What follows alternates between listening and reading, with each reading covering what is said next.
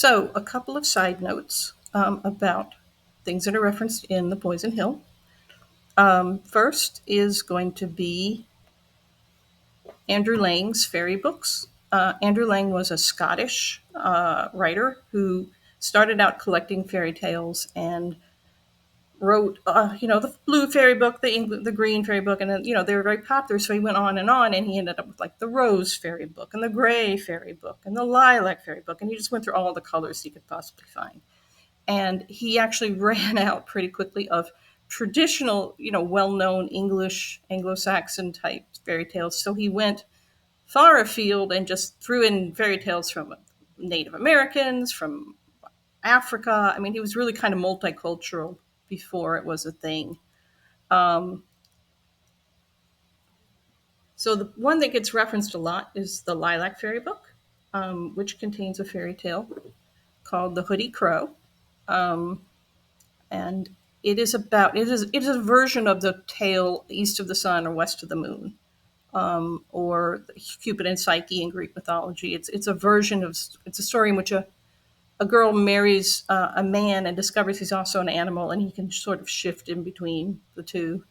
And something happens. Usually, she reveals his secret, which she's not supposed to reveal, and they're separated, and she has to go on this quest to find him and to get themselves back together. It's kind of an interesting fairy tale. If you think of fairy tales as ending with a wedding, this is not that. This begins with a wedding, and it's about, in a way, it's kind of about marriage. Even though most of us don't go on quests anymore to rescue our husbands. Um, so I was intrigued by that. I thought it was a good thing to weave into the story, and it is a bit of a pattern for Gertrude in the story. It shapes her thinking. Um, so the other thing that kind of gets woven into the story are called the child ballads. And Francis Child was an American professor, actually at Harvard. He was Harvard, and he went to England and began collecting popular ballads from England and Scotland. He also, I think, did some collecting in America. And most of what he collected is, if you've ever read an old folk ballad or something, it's in the child ballads. It comes from the child ballads. Even stuff like Led Zeppelin did in the 70s. It all goes back to the child ballads. Um, so there are two that are referenced in the book.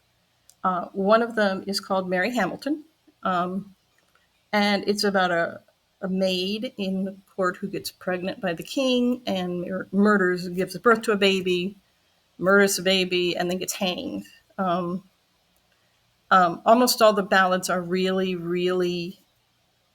It's hard to. They're very black and white, almost pagan. There's no mercy. There's no forgiveness. There's no Christian charity. It's all, you do one small thing wrong and you're going to get hanged, or you're going to get, you know stabbed, or whatever. They're kind of grim and scary. Um, I am not going to read Mary Hamilton because it's written in Scots and I couldn't possibly do that accent.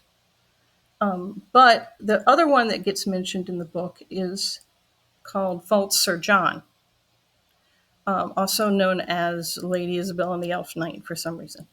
And False Sir John is a story of a girl who meets a dashing man who claims to be named Sir John, claims to be a knight, and she runs off with him, and he turns out to be a killer. And he tries to push her in the water, and instead she pushes him in, and then she says something like, no help, false Sir John, no help nor pity thee.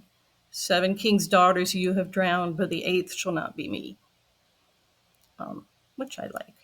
She turns the tables on him.